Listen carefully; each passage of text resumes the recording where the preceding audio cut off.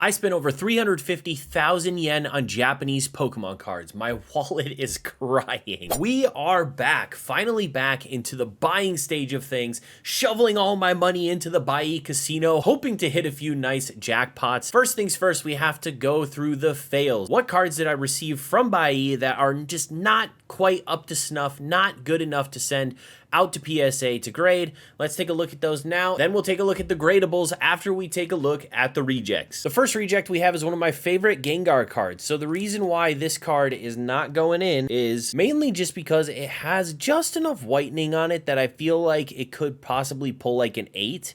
And I just don't want to try and send this card in just for it to get an 8 and for me to probably lose money on it. So I figure I'll just sell it raw as like a near mint copy and we'll go from there. Next up, we have a CP6 Gyarados. So this came in a lot of 3 other Gyarados and a couple of Magikarp, I think, and a couple of the other Gyarados were actually in really good condition. Those made it to the grade pile, but this one was just kind of, I don't know. It's got kind of like that character rare thing going on. This top right corner, it's got a lot of whitening around it.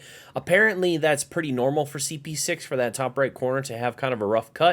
But obviously it's a reprint of the base set Gyarados, a very nice looking card. In a 9, it really doesn't go for much. Even in a 10, it's only like a $40, $50 card, so I figure I'll just sell this one raw. Next up is this Rayquaza. Awesome looking Rayquaza. I've sold a bunch of these in PSA 10. Unfortunately, this one probably won't get the PSA 10. It's got just enough whitening in a couple spots. You can see the white spot down there. This was actually in the grade pile, and then when I did a double check on it, I noticed that there was a good indent kind of in the bottom middle of the card. You can kind of tell right there where it's at. I just didn't want to take the risk there with that kind of scratch slash dent on the bottom middle of the card. Definitely going to get caught by PSA. Don't want this coming back in 8. That would be pretty rough. Sorry to interrupt this amazing video, but have you guys heard about rare candy? Just like in the Pokemon video games, rare candy can help you level up as a collector. They recently launched individual packs including the hit set Pokemon 151, as well as for you Pikachu lovers out there, multiple copies of the iconic full art Pikachu from Dream League and PSA 10 at a competitive price. So if you're interested in taking your collecting to the next level, check out Rare Candy and use coupon code NEW10-JAVA at checkout for $10 off your first rare candy purchase of $100 or more. On top of the discount for you, I get a little bit of a kickback as well. Thanks for your support. Let's get back to the video. Next up is this amazing Umbreon. Now this was a me boo-boo. There was a little piece on the back that I thought that I could get rid of with my fingernail, and after I got done scratching, I realized that I scratched off a whole bunch of the actual edge of the card. So that's a me boo-boo. Card would probably get like a, I don't know, like a 7 or 8. I'm not really sure. I'm pretty harsh on cards that have whitening. It could still maybe pull like an 8 or 9. I honestly have no idea. One thing that I've noticed is I'm really good at like the top half of the 9 range. I know kind of what could get a 9 in the top half because those are cards that I would usually send to PSA that I still think could probably get a 10 and then they just come back a 9 for some reason. But I have no clue when it comes to the 9 range where that bottom half is. Like how much whitening can it have? How much can it have a small little bend here and there? Can it have a little scratch? I have no idea. So this card, in my opinion, would be like a 7 or an 8. Maybe to PSA it would be a 9 to the right grader, but I'm not going to risk it. I'm just going to sell it raw. Next up, we have this Arita Dragonite, one of my favorite Dragonite cards. Unfortunately, this one just has a nice little bend on the corner. You can kind of tell right there. Definitely going to get caught by any competent grader, so not going to send this one in. Probably just sell it raw at the comic book shop. This card I'm kind of second guessing. This is an awesome Arita Gyarados from Heart Gold. We've got a couple more of these in the grade pile. This one just had just enough whitening that I was just kind of second guessing sending this at all. I feel like it could maybe pull an 8 with this amount of whitening on it, but I don't know what the bottom half of that 9 range looks like. There's only, you know, a couple specks here and there, with the top right kind of being the most major piece. But overall, I mean, it's a really solid looking card. It's centered. Maybe I'll send it in as like a test, but I'll probably just sell it raw. Next up is this Team Rocket Returns Houndoom. Really cool looking card. If you watched my opening of English Team Rocket Returns, you'll know that I pulled this as my holo in the pack, which was super awesome. So I bought a Japanese one because it looked pretty minty, and then when it showed up, it's like, okay, well, it's really not that minty. There's a lot of whitening around the edges and the corners, and definitely enough whitening that I did not want to send this in for grading. Next, we got another Freeze Bolt Charizard. I have a couple of these in PSA 10 right now on eBay. This one looked really minty all the way around until you got to one spot. That one spot down in the corner here, for some reason, has a bunch of whitening and damage. I don't remember it from the photos, but maybe I just overlooked it. But yeah, definitely not worth grading with that much damage on that edge. Next up, we just have some ultra modern cards that showed up with either big scratches or dents. We've got a Snorlax VMAX Rainbow. We've got a couple of Charizard V-Stars. Unfortunately, struck out on these. Probably paid, you know, between 40 and 50 bucks for each of these. They should have come in mint condition, but for some reason, both of these either have bends or dents on them. Really unfortunate. Same thing with this Blastoise from the 25th anniversary. This one also had a dent or a big scratch on the back. Unfortunate. And this one here, the Charizard, this one has a dent as well. And one thing that I noticed with these Charizard full arts, the Pokemon 151 set, definitely rough top cuts again on most of the 151 set.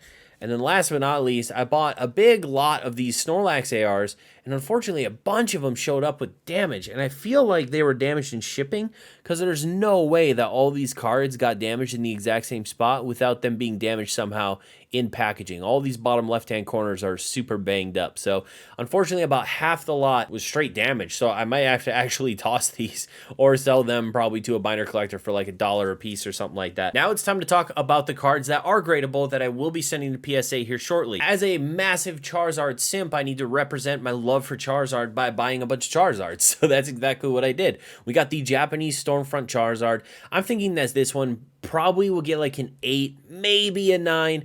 It's really clean looking apart from just a couple pieces of whitening here and there. It's got a tiny little bend on one of the corners that I was able to bend back, and I think it looks a lot better than when it first showed up. But otherwise, really, really clean, really interesting reimagining of this artwork. And I didn't realize that it was a Rita that redid his artwork from before. I actually find that to be really fascinating as well. That's really cool. Speaking of Charizard reprints, we're moving on to the 25th anniversary. I've been buying a bunch of these actually, and I keep buying a bunch of these. I really like this card at this price point where it's at right now. I think like the PSA 10 is like $250 to $300, somewhere in that range. And I've been picking them up mint for like 130-ish. On top of that, they have like a 90% gem rate at PSA. So if you take all of that information and you put it together, this is a fairly decent buy for me right now. Might not be for you. They're still pretty expensive. Each one of these copies is still pretty expensive. But thankfully, over the course of this year, I've worked really hard. I had a massive sale recently of $7,000 worth of vintage packs. So I need to reallocate that money back into Pokemon. And so I've been doing that with 25th anniversary Charizards. Let's move on to the Rainbow Charizard V-Star. So I did have 2 more of these, 2 rejects, 2 good ones.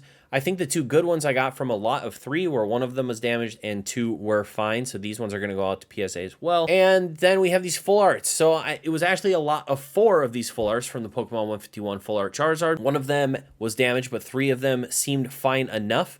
Obviously, the top cuts on a couple of these are really not great, so I'm hoping that PSA does their thing and completely ignores him and still gives me some 10s. But yeah, we're going to be sending these off to PSA as well. So we've got a bunch of Charizards to send off.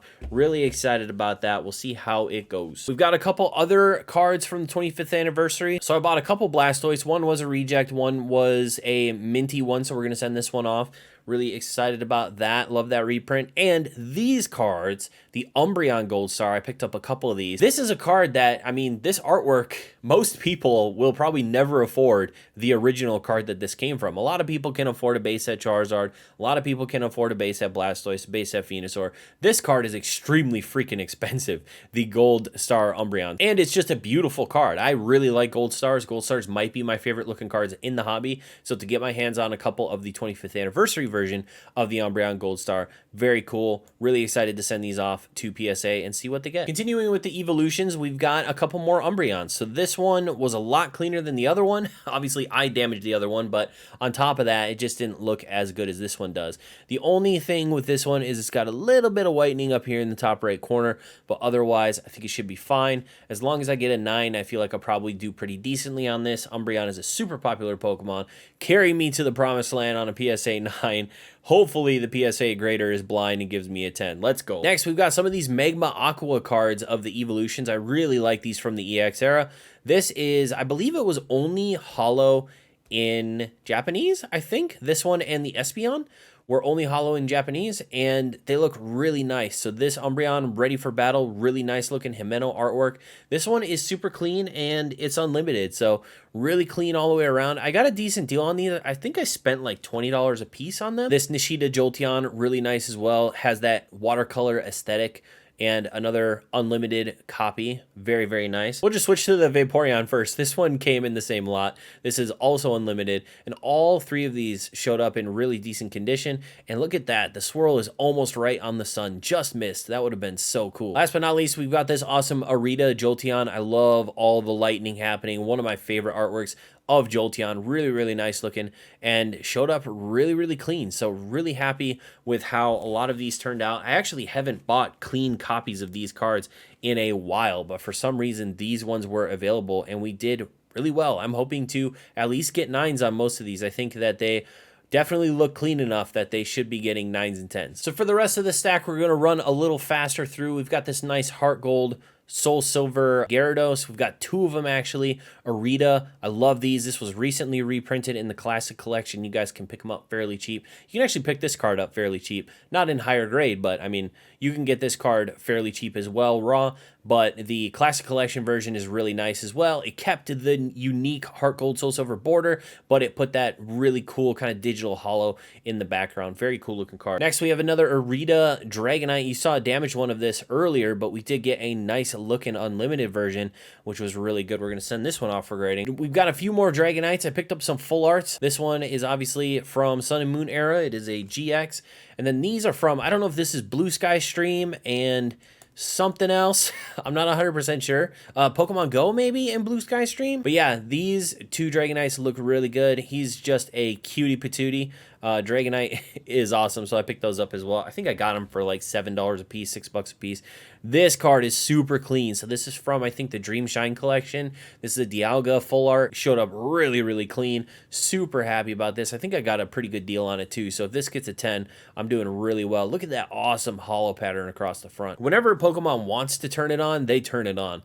We have a nice Arita again, showing us how fantastic all of his artworks across the decades of him drawing Pokemon are. This one's really unique to me because it just has a really, really nice background. It is a tiny bit off center left to right, but I feel like it's still within parameters. Hopefully PSA will grace us with a 10. Rayquaza. Rayquaza is an absolute beast. We have the Rayquaza VMAX Full Art. I recently sold one of these, I think for, I don't know, 70, 80 bucks, 60, 70 bucks, somewhere in there. So I decided to grab another one. I think I spent like $22 on this one. I really like this card a lot. Very cool. I like the trainer. Obviously, it's a trainer gallery card, so you got the trainer in the foreground and the big Pokemon in the background. Very awesome. Amazing rares. I bet you guys haven't seen this in a while, or you're getting PTSD right now from back in the boom era. But yeah, I picked up an amazing rare of Rayquaza. I think I picked this up for maybe like 10 bucks, 10, 12 bucks.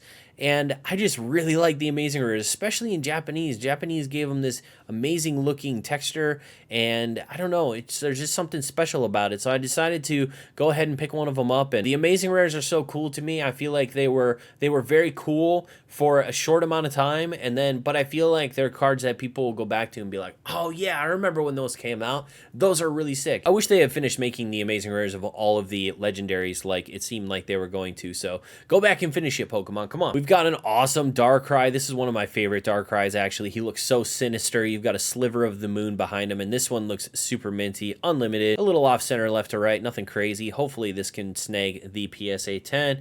It wouldn't be a submission without a Heart Gold Arcanine, would it? I love these cards with the stones. You know the drill at this point. I could say the same thing over and over again, and I probably will, but I love these cards. Next, we've got some Suicune. So I found this one for a decent price, unlimited, minty. Really excited. Hopefully this one gets a 10. I think this is from Secret Wonders.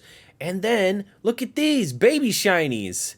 A new shiny set is coming out. Baby Shinies are back. They're going to be hot again, in my opinion. I have no clue if they will or not, but this was definitely the best baby shiny, in my opinion, from Shiny Star V, the Suicune shiny. It was the only, I don't know if it was the only legendary, but it was the only like Gen 1, Gen 2 Pokemon that was like super popular and really stood out amongst the crowd of the shinies of that set. So I decided to grab, 6 of these, and I think I didn't pay really much at all. And on top of that, look at the texture that some of the baby shinies have in Japanese. They really just went all out with these, with a lot of the texture on the cards. I don't really remember the English versions having such unique and cool looking texture on them. Are you ready for the cutest Snorlax you've ever seen in your life? Look at how cute that is. Look at that pudgy little Snorlax with that cute little face. And then you also have the two pudgy Pikachus and the little Torchic sitting on top of his head. This is maybe the cutest Snorlax card, maybe the cutest card in general I have ever seen. This is just amazing. So I had to pick up a couple to send off. I can't imagine someone wouldn't want this in a PSA 10. Staying on the Snorlax train, we've got a full art Snorlax and Eevee GX. I had one of these fairly recently. I think I sold it at Collecticon Charlotte. There was a guy that came through and bought a bunch of the full arts from this era from me, so I wanted to pick up another one, and this was a decent price, really minty, decent centering. These can be really easy to find off-center ones, so I really try to get ones that look well centered, and this one definitely looks really well centered. You got Snorlax and Eevee, two super popular Pokemon. Just makes sense to me, you know. I've been selling these for like $60-$70, I think. These Snorlax VMAX Rainbows. I probably picked this up around like between 10 and 20 bucks, I would assume. So fairly decent. Snorlax is one of those Pokemon that people really like, and honestly, one of the Gigantamax Pokemon or VMAX versions that I actually really like. I like this idea of his belly being like an island. We've got a really nice looking, I don't think I've gotten this particular Venusaur in a PSA 10 yet, the one where he's doing the razor leaf. This one's really cool though, and I'm excited to send this one off. Another Saito artwork that's just absolutely out of this world. And this one was super clean, so I think it has a chance this time at a PSA 10. Last but not least, we will finish up with a couple Houndooms from Heart Gold Collection. I graded one of these Houndooms actually in Unlimited recently. When I did that PSA return and showed off that PSA 10 Houndoom Unlimited, I had multiple people in my DMs saying, when are you going to post that on eBay? Let me know when you do. Share the listing with me, please. I really want that Houndoom card. People were all over that, and I think it was probably because of the population of the Unlimited was pretty low, but these are both first edition, but they're both super minty, so I'm hoping for PSA 10s on both of them. Really love Houndoom, one of my favorite dog Pokemon.